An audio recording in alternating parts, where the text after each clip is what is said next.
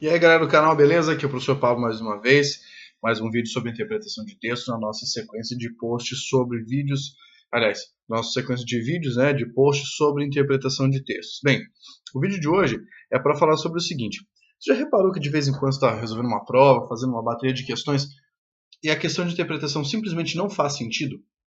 Você pensa, meu, que viajado isso aqui, que nada a ver essa questão? Tá, agora vamos entender. Por que será que a questão de interpretação não faz sentido? Será que a culpa da questão de a questão não ter sentido é de quem elaborou? A culpa é do aluno? Enfim, o que que é? Vamos partir do básico. Como uma questão de interpretação de texto é elaborada? Então, o professor catedrático, elaborador da questão, ele pega um texto, ele seleciona o texto, lê e ele faz considerações a respeito desse texto que ali está colocado. Uma coisa que você tem que saber é que se você pegar uma banca CESP, por exemplo, as questões de interpretação e compreensão de texto estão seguindo a sequência do texto. Como assim seguindo a sequência do texto? A primeira questão de interpretação de texto está lá no início, a segunda no meio, a terceira no fim, e vai seguindo essa lógica. Tá? A professora é sempre assim, o CESP costuma trazer essa estrutura de seguir o fluxo do texto para seguir as questões de interpretação de texto. Enfim, o cara lê o texto e ele tira conclusões. Partindo dessas conclusões, ele formula uma questão certa e uma questão errada. Para ele formular uma questão errada, ele tem dois caminhos principais. Um dos caminhos é inserir uma informação que não estava no texto, o outro caminho é colocar uma informação contraditória. Ou seja, esses são os dois erros que você vai procurar na resolução de uma questão de interpretação de texto. Ou a inserção de informações que não estão no texto e que você não consegue concluir daquilo que está no texto, ou você tem a contradição daquilo que está no texto. A contradição é mais simples de perceber. Você vê uma palavra que tem significado contrário, uma estrutura frasal que significa o contrário. Agora, a inserção de informações é uma coisa curiosa. Por quê? Geralmente o cara diz que essa questão está certa.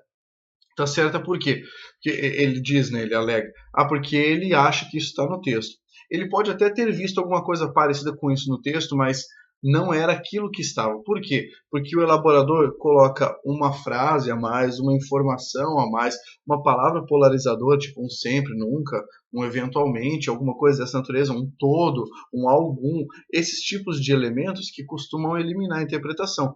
Então veja bem, pode não fazer sentido porque você não percebeu, número um, a intenção da questão e o perfil de elaboração. Como eu escrevo questão, como eu preparo questão, então eu sei qual é a estratégia de o cara fazer. É claro que analisando as provas você vai percebendo isso. Por exemplo, uma questão de múltipla escolha, 5 alternativas. Você já reparou que você sempre fica entre duas?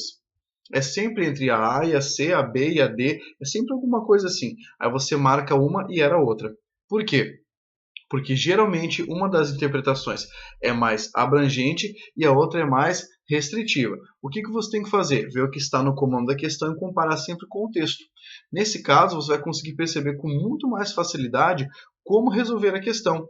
Eu sempre dou essa sugestão nas questões de interpretação de texto quando você fica entre duas alternativas.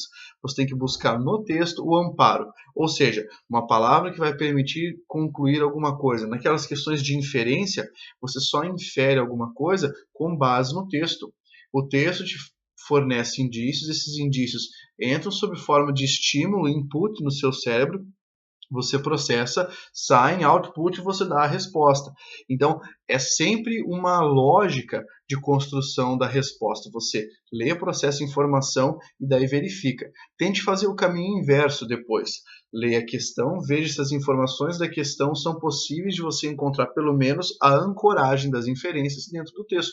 Assim fica mais fácil perceber. Tá, agora vamos à realidade. Você não pode descartar o fato de que talvez o elaborador da questão tenha sido um idiota. E no momento ele tenha concluído uma coisa que não tem laço textual, uma coisa nada a ver. Isso pode acontecer mesmo, tá ok? Então, de fato, a maior parte das questões tem justificativa, mas algumas o elaborador viaja e nós temos que aceitar isso. O elaborador é humano. Você pode errar a questão, assim como o elaborador pode fazer uma questão igual ao nariz dele. Então, isso pode acontecer, beleza? Essa era a dica de hoje. Ó, se você curtiu, compartilhe o vídeo, dá um like aí, coloca a sua opinião, diga aí quais são suas dificuldades com interpretação de texto, para que nós possamos seguir nessa série aí e deixá-la cada vez mais interessante, beleza? Continuem firmes estudando aí e força, guerreiros! Até o próximo vídeo.